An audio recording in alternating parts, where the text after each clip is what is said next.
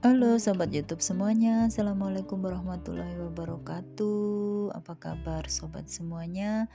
Kali ini Sapa Mamake akan sharing mengenai seputaran lingkungan pekerjaan. Nah, dalam video kali ini kita akan bahas mengenai bagaimana sih caranya untuk menghadapi rekan kerja yang baper.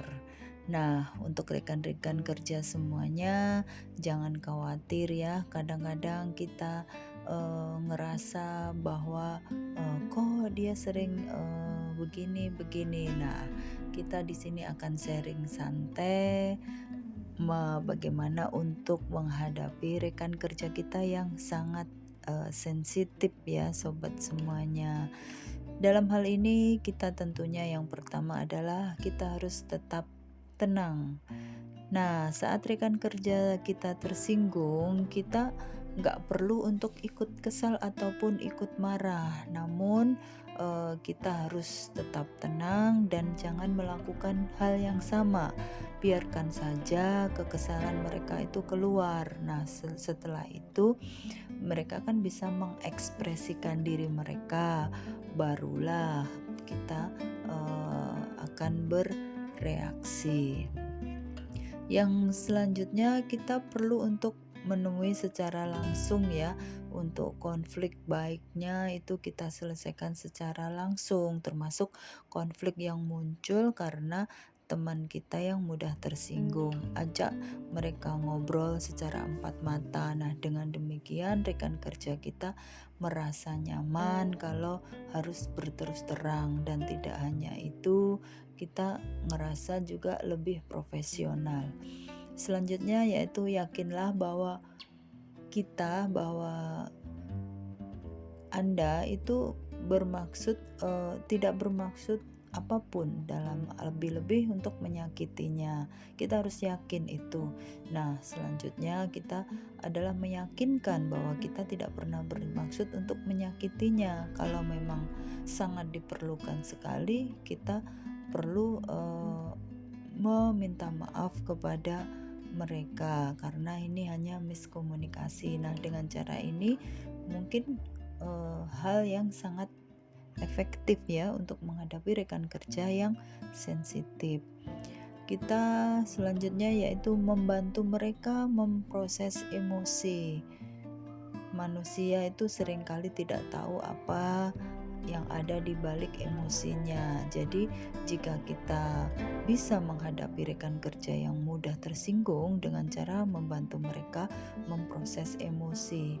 Coba kita bertanya pendapat mereka, menurut rekan kerja kita apa yang terjadi hingga ia merasa tersinggung. Nah, pertanyaan tersebut akan membantu mereka berpikir dan memahami perasaannya sendiri.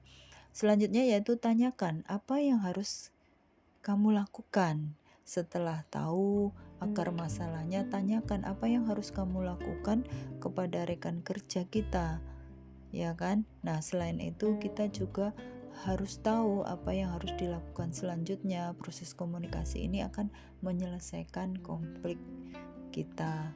Ciptakan suasana santai.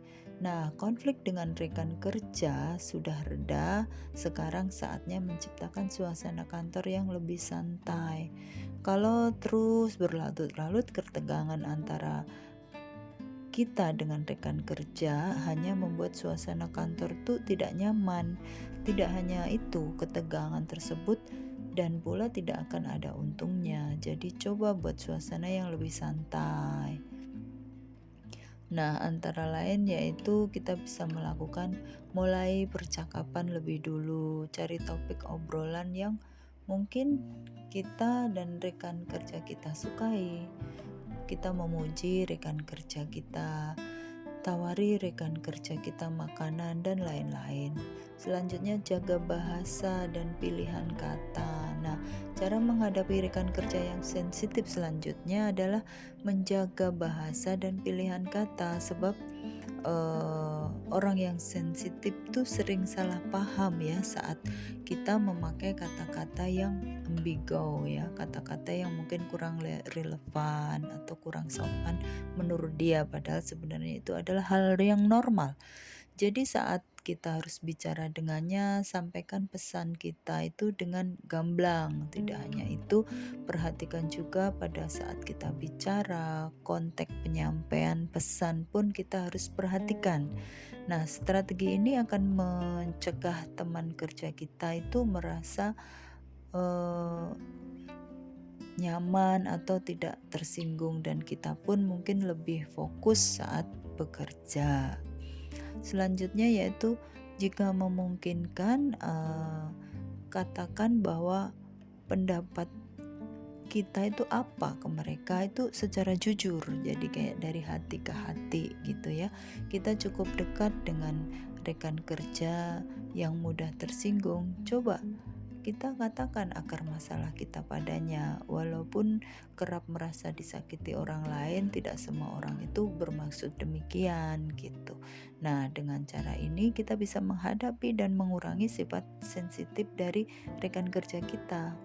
Kita harus selalu ingat bahwa kita perlu memperhatikan pilihan kata, nada bicara, dan situasi. Ya, jangan sampai malah tersinggung lagi. Selanjutnya yaitu kalau kita tidak bisa mengatasi hal ini sendiri, kita boleh melibatkan atasan kita.